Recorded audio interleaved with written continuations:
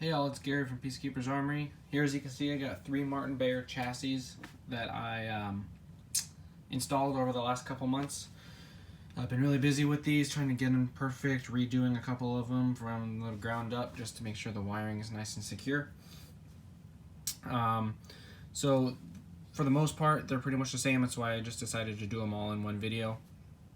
However, they are for 3 different clients, and I'm going to showcase a couple of the unique aspects of each one as best as I can in one video.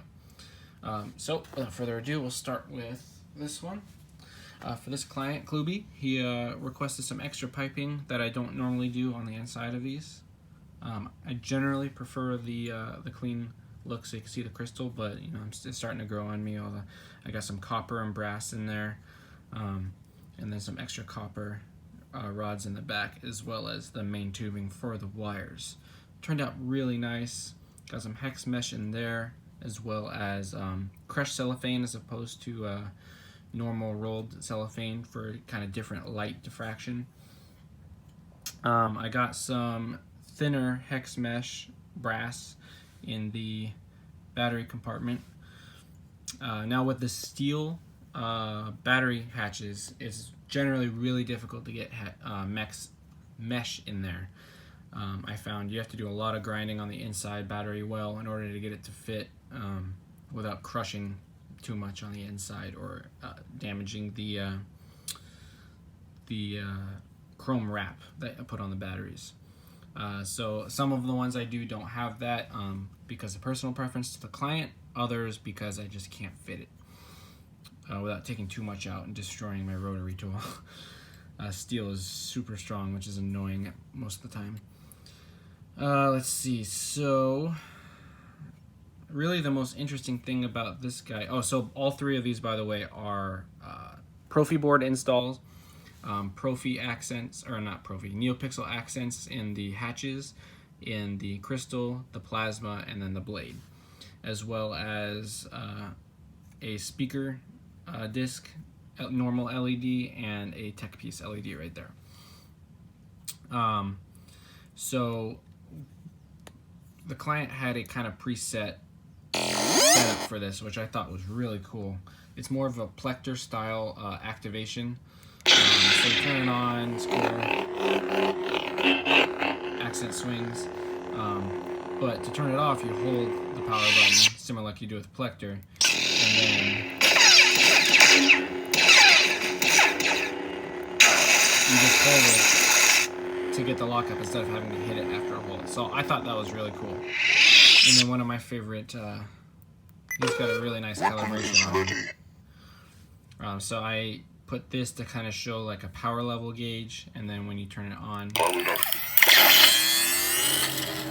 So this, I don't know who made this. I'm sure he could say, but it turned out really nice, especially lockup. So this is what I usually have for a lockup. It just happens to mix with that like super well. So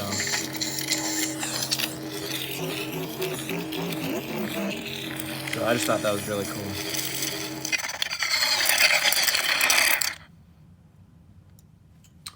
So that is that, and then he had his flash gun. As far as I'm aware, he can correct me. It is a vintage top. Possibly vintage clamp, that might be a replica as well, but the bottom is a replica because he wanted to keep his static, his vintage static. So this was whether this is gonna have the Wanawanga resin grips, rivets, and some nice weathering done. I believe all this was done by Troy, so it turned out really well. Sloth furnace clamp card. And then this is his vintage glass eye. I do have the glass part and the spring. It's just not in there right now because the spring came out, and that's always a pain to get on. But he's going to be using a ground down replica to complete the TFA look. So he's got his vintage contact strip in there, as well as the vintage internals for that. And he has his pin stuff as well, but he already has his blade plugs, as he mentioned to me. So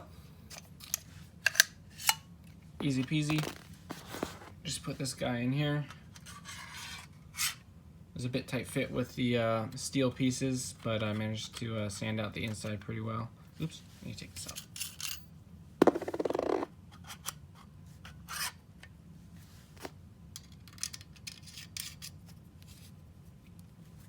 And I lifted this as best as I could to get a good feedback. So, turned out really nice. And this is a very nice hilt. And of course, as always, I'll be sad to see it go. But for the owner, just make sure you carefully put this on because of the tabs on the inside. You can grind them out a little bit if you want to make them a little more shallow, but you don't want to scratch the finish on your chassis by pulling it off too fast. So line it up, get this guy nice and aligned. And if I haven't mentioned it already, he has the short pins, or he will be getting them to put them in there. So it's pretty good. Nice feedback on the switch. Nice feedback on that switch. So occasionally, like with all of these that I've had or done, the switch will get stuck a little bit just because of the nature of it's not meant to move this much. Again, I lifted it pretty well, but eventually, every once in a while, it'll get stuck and it'll lock up instead of blaster block. So just kind of wiggle the chassis in there so that the channel doesn't get caught on the channel, and then it should be pretty good. So yeah, that is Klube's, and I look forward to shipping it off to the new owner. Next up, we have Brandon Metz's. Of course, he wanted to make my life harder by the last minute wanting the MB designed blade holder. This thing is an absolute pain. I decided to go with a more weathered look on that just to kind of match the rest of it. It was pretty weathered. So I took some sandpaper and roughed it up a little bit. Surprisingly didn't break too many drill bits getting these holes done, but one or two were damaged in the process. Nice feedback on the switches. Channels turned out really nice. Not the channels, but the covers turned out really nice. Again, all this was weathered by Troy as well. You can see in there, I got the 11 pin set up. So I ground out some of the rods and such so that they're nice and flush in there. Get it to focus. And then I took a polishing bit just to kind of make this nice smooth slide for the blade, because every once in a while the blade gets a little stuck. Not in this one particularly, but just in blade holders in general. So I made it nice and polished so there's nothing catching on it. Got these extra screws that don't come with the kit off Amazon. If anybody needs them for any reason, I can link them. Came super quick. They were perfect. Just had to clip them on the inside. All right. Let's see if I can get this to focus. There we go. So just a quick demo. Pretty standard.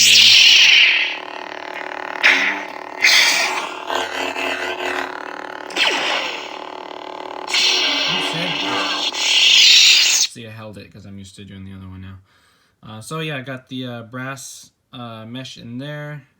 Got some brass going on in there as well, so I was able to fit it. And then some very light, I mean, not really any piping, just the stuff in the fins. I always like the clean look, as I mentioned earlier. This one has the 2-watt speaker. It's actually really loud, and I'm loving it. I don't know why I got so used to the WOW speaker, but this one turned out, I know it's supposedly not the best one, but I always really like the black aesthetic on it, and it sounds amazing, almost better than the other ones, at least to me. So that's my opinion, but you can make of it what you will. That's pretty much it for this one. He does have a full vintage flash. He hasn't converted it yet, but he will. So this has, again, the cool thing about the MB and the Solitold V2 blade holder is that you can have your vintage long pins in there because you don't come out at all. So this one, there we go. I got, again, the vintage contact pieces, the contact strips in there, the glass eye, and then the vintage long pins as well. So same deal with this one. I got a pretty good response for this, which can sometimes get sticky, but as far as I'm aware, this is going to be a New Hope saber.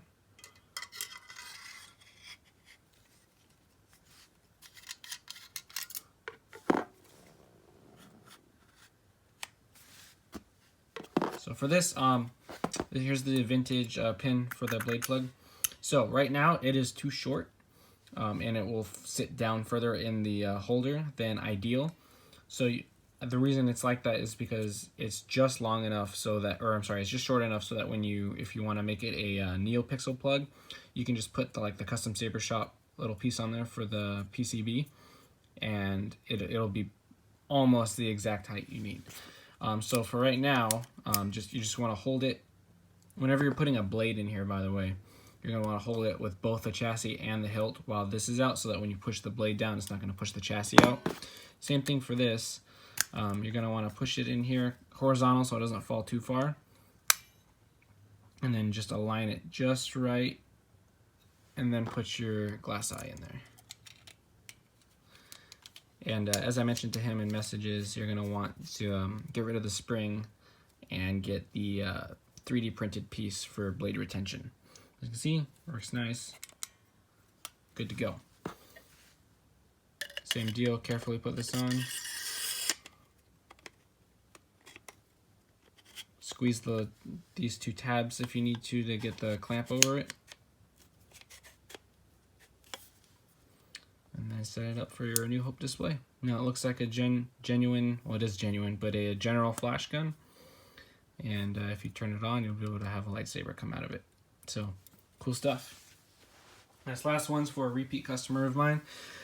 This is one I did for him, a year ago or so, I guess. And then I did my first Profi install on one of these, if you remember. Same blade holder, but it was like super dark, aged brass. And then he wanted me to redo this one with the proffieboard. So that's essentially what I did. Took off all the pieces, added a new mesh in the plasma gate. Did not do the mesh here because it wouldn't fit, but I did replace the older tape that I used with the newer shiny tape, so it looks a lot nicer. And just made it a nice proffieboard and pixel setup. So you wanted a purple-ish color in there, so it's kind of a hot pink purple, and then his red.